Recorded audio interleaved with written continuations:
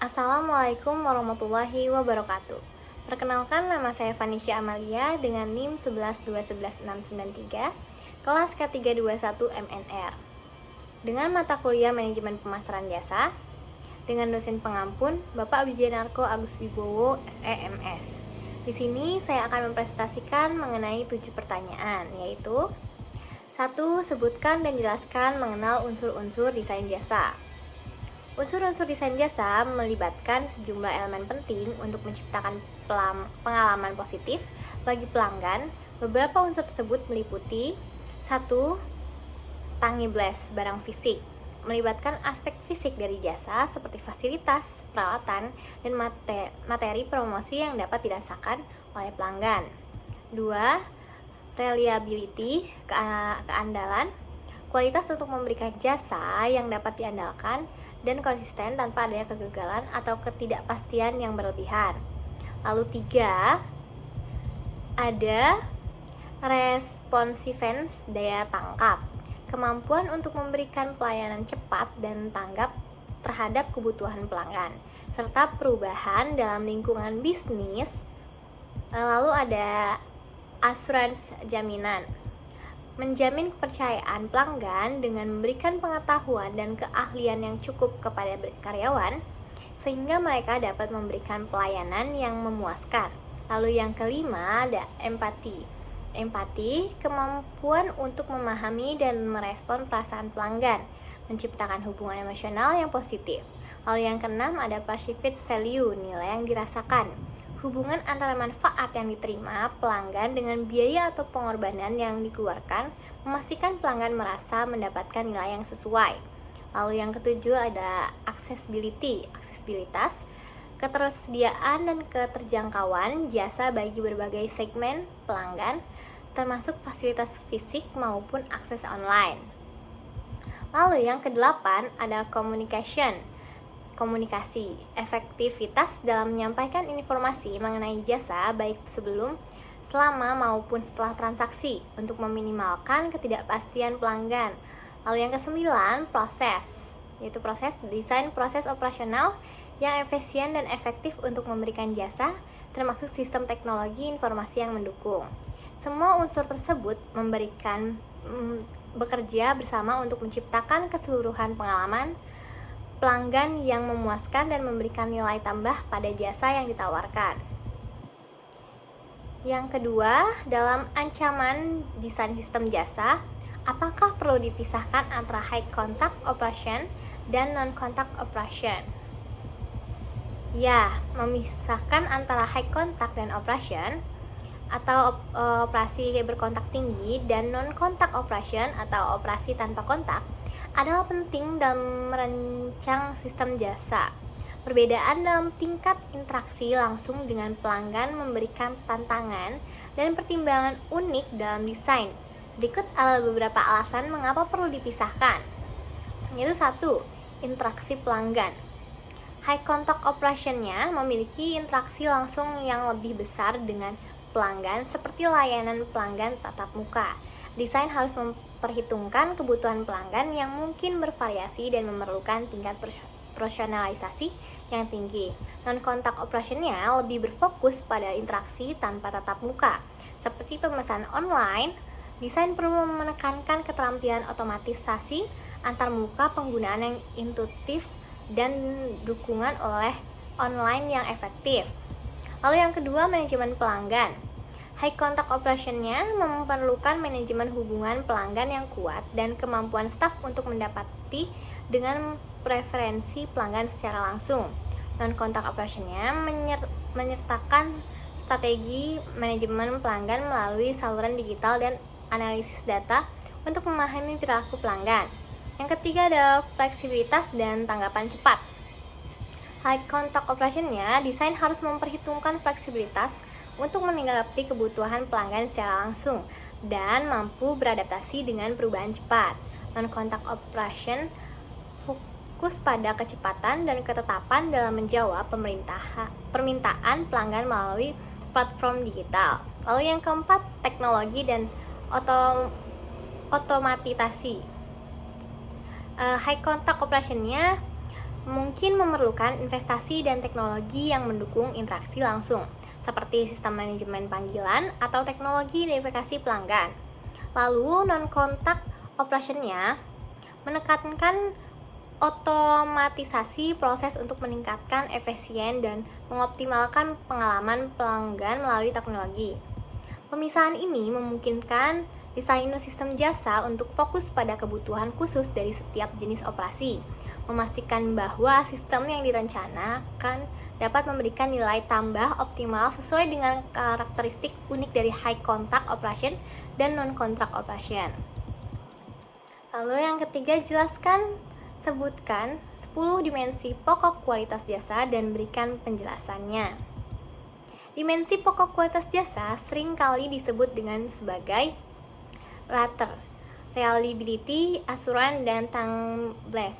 Empathy response phase adalah seperangkat kriteria yang digunakan untuk mengevaluasi kualitas pelayanan. Berikut adalah 10 dimensi pokok kualitas jasa berdasarkan penjelasannya. Yang pertama ada reliability, keandalan. Kemampuan untuk memberikan pelayanan yang dapat diandalkan, konsisten, dan sesuai dengan janji yang diberikan. Pelanggan ini merasa yakin bahwa jasa yang dijanjikan akan dipenuhi. Lalu ada assurance, jaminan, menyangkut kepercayaan dan keyakinan pelanggan terhadap kemampuan menyedia jasa. Ini mencakup pengetahuan dan keahlian karyawan serta upaya untuk menciptakan kepercayaan.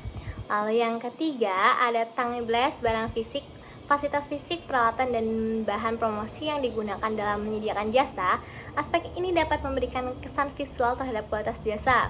Lalu yang keempat ada empati, keterlibatan emosional, dan kemampuan untuk memahami serta merespon perasaan pelanggan. Pelayanan harus dapat menempatkan diri dari posisi pelanggan. Lalu yang kelima, responsif, daya tangkap. Kecepatan dan kemauan untuk membantu pelanggan serta memberikan pelayanan sesuai dengan kebutuhan mereka. Respon cepat terhadap pertanyaan atau masalah menjadi kunci. Lalu yang keenam, tangibles, bukti, menyangkut bukti konkret dari hasil jasa seperti laporan, bukti transaksi, atau bukti fisik lainnya yang memvalidasi pelaksanaan jasa.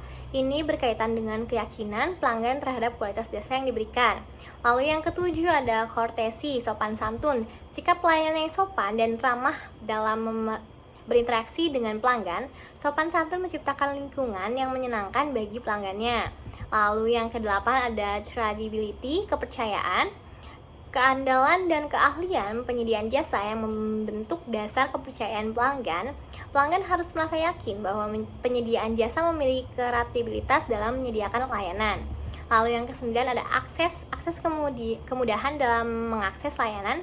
Ini melibatkan ketersediaan dan keterjangkauan jasa untuk berbagai segmen pelanggan.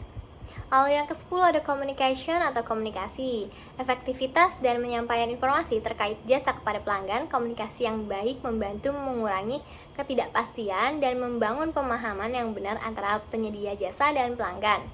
Dimensi-dimensi ini membantu dalam mengevaluasi aspek-aspek kritis dalam memberikan pelayanan yang berkualitas dan membangun kepuasan pelanggan. Lalu dasar dalam melakukan segmentasi pasar terbagi atas dasar geografis, demografis, psikografis, dan perilaku. Berikan contoh dan jelaskan klarifikasi apa saja yang dapat dibuat berdasarkan demografis dan psikografis dari sebuah produk jasa.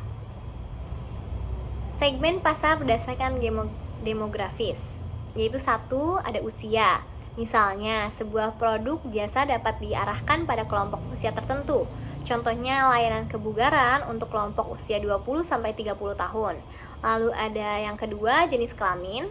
Produk jasa dapat ditargetkan pada pria atau wanita secara khusus. Contohnya layanan perawatan kulit untuk wanita. Lalu yang ketiga ada pendidikan. Segmentasi berdasarkan tingkat pendidikan seperti layanan pelatihan profesional untuk lulusan baru. Lalu yang keempat ada pendapatan. Menargetkan segmen berdasarkan tingkat pendapatan seperti layanan keuangan yang dirancang untuk kelompok pendapatan menengah ke atas. Lalu ada segmentasi pasar berdasarkan psikografis, yaitu 1. Ada gaya hidup. Membagi pasar berdasarkan gaya hidup, contohnya layanan hiburan mewah untuk individu dengan gaya hidup yang aktif dan suka berpetualang. Nah, yang kedua, nilai dan keyakinan. Menargetkan segmen pelanggan yang memiliki nilai dan keyakinan serupa, misalnya produk jasa yang mendukung keberlanjutan untuk konsep konsumen yang peduli lingkungan. Lalu yang ketiga ada kepribadian. Segmentasi berdasarkan sifat atau kepribadian konsumen, seperti layanan konseling untuk orang-orang yang mengutamakan kesehatan mental. Lalu yang keempat ada hobi dan minat. Memasarkan produk jasa kepada kelompok dengan hobi atau minat tertentu, contohnya layanan streaming musik untuk pencinta musik. Melakukan segmentasi berdasarkan demografis dan fisiografis membantu perusahaan menyesuaikan strategi pemasaran mereka dengan karakteristik unik yang setiap kelompok pelanggan. Ini memungkinkan penyediaan jasa untuk lebih efektif, menjangkau dan memenuhi kebutuhan spesifik setiap segmen. Lalu yang kelima, segmentasi pasar seringkali digunakan untuk membidik pasar konsumen. Langkah segmentasi pasar memberikan banyak dampak positif bagi komunikasi pemasaran kepada konsumen. Jelaskan kelemahan dari segmentasi pasar. Meskipun segmentasi pasar memiliki banyak manfaat, namun ada beberapa kelemahan yang perlu diperhatikan, yaitu 1. Biaya tinggi. Proses segmentasi dan penargetan pasar dapat menjadi mahal. Pengumpulan data dan analisis yang diperlukan untuk memahami kebutuhan dan perilaku setiap segmen dapat menimbulkan biaya yang signifikan. Yang kedua, simplifikasi yang berlebihan. Dalam usaha yang menyederhanakan pasar menjadi segmen yang lebih mudah dikelola, terkadang perusahaan dapat kehilangan nuansa dan kompetitivitas variasi dalam preferensi pelanggan. Lalu yang ketiga, perubahan dinamis pasar. Keadaan dan preferensi pasar dapat berubah sering waktu. Segmentasi yang efektif hari ini mungkin tidak relevan atau akurat dalam beberapa bulan atau tahun ke depan. Yang keempat, potensi penolakan konsumen. Beberapa konsumen mungkin merasa tidak nyaman atau merasa diabaikan jika perasaan bahwa produk atau layanan yang tidak sesuai dengan segmen pasar mereka ini dapat menyebabkan penolakan terhadap mereka atau produk. Lalu yang kelima ada ketergantungan pada data. Proses segmentasi memerlukan data yang akurat dan terkini. Keterbatasan atau ketidakmampuan untuk mengakses data yang relevan dapat menghambat keberhasilan segmentasi. Lalu yang keenam ada kesulitan menentukan batasan segmen. Terkadang sulit untuk menentukan batasan segmen pasar dengan benar. Sebuah segmen yang terlalu luas dapat mengurangi aktivitas upaya pemasaran. Lalu yang ketujuh, resiko kesalahan pemasaran. Jika perusahaan membuat kesalahan dan memahami referensi atau kebutuhan segmen tertentu, ini dapat mengakibatkan kampanye pemasaran yang tidak efektif dan merugikan.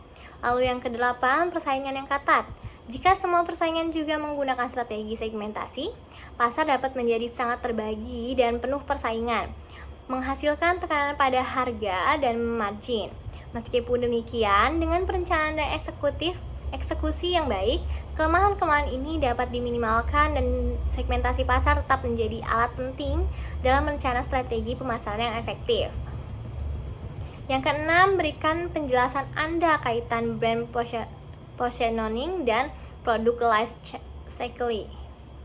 Brand positioning dan produk life cycle adalah dua konsep penting yang saling terkait dalam pemasaran produk. Berikut adalah penjelasan kaitan antara keduanya.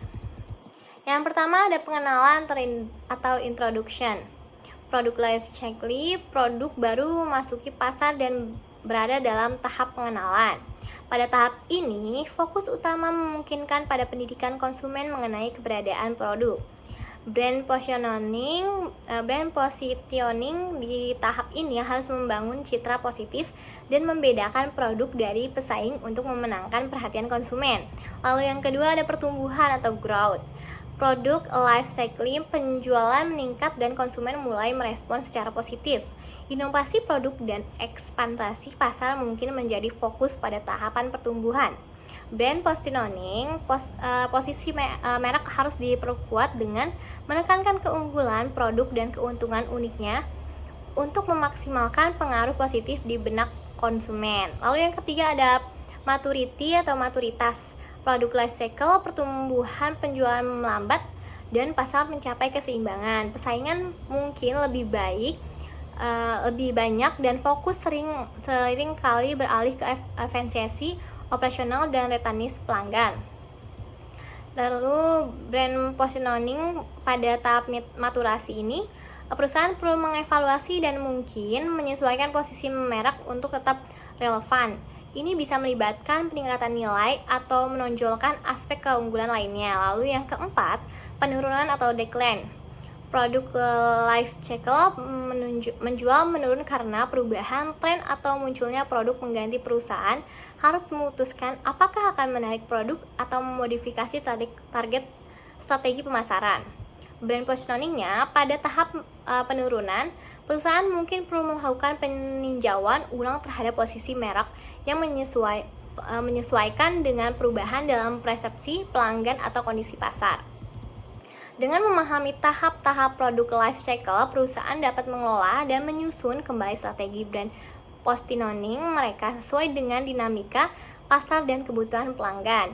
Dengan demikian, hubungan antara brand positioning dan produk life cycle menjadi krusial dalam memastikan kesuksesan produk dalam jangka panjang. Lalu yang ketujuh ada jelaskan perbedaan antara corporate design dan corporate identity. Lalu berikan penjelasan juga mengenai hubungan antara keduanya. Oke, corporate design mengacu pada elemen-elemen visual dan estetika yang digunakan oleh sebuah perusahaan. Ini mencakup elemen-elemen seperti logo, warna perusahaan, tipografis, gaya grafis, dan elemen desain lainnya. Corporate design bertujuan untuk menciptakan identifikasi visual yang konsisten dan mudah diidentifikasikan yang mencerminkan nilai-nilai dan karakter perusahaan. Lalu ada corporate identity, lebih luas daripada corporate design. Ini mencakup seluruh gambaran yang menciptakan identitas perusahaan, termasuk nilai-nilai misi, visi, budaya perusahaan, dan bagaimana perusahaan berkomunikasi dengan publiknya. Corporate identity mencakup citra keseluruhan yang ingin dimiliki perusahaan di mata karyawan, pelanggan, dan masyarakat. Hubungannya antara corporate design dan corporate identity saling terkait dan mendukung satu sama lain. Corporate design memberikan wujud visual dari corporate identity. Misalnya, logo dan elemen desain lainnya menjadi representasi visual dari nilai-nilai dan karakter perusahaan yang tergantung dalam corporate identity. Ketika corporate design diterapkan secara konsisten dan terpadu, itu membantu perkuatan citra dan pesan yang ingin disampaikan oleh corporate identity. Sementara corporate identity mencakup aspek lain luas dari identitas perusahaan. Corporate design menjadi alat yang penting dalam mencapai identitas tersebut secara langsung kepada audiens melalui elemen-elemen visual terlebih. Dengan kata lain, corporate design adalah ekspresi visual dari corporate identity. Sementara corporate identity merupakan elemen non-visual seperti nilai-nilai dan budaya perusahaan. Corporate design memberikan dimensi visual yang membantu membangun dan mengkomunikasikan identitas perusahaan. Sekian video dari saya, semoga bermanfaat. Kurang lebihnya mohon dimaafkan. Wassalamualaikum warahmatullahi wabarakatuh.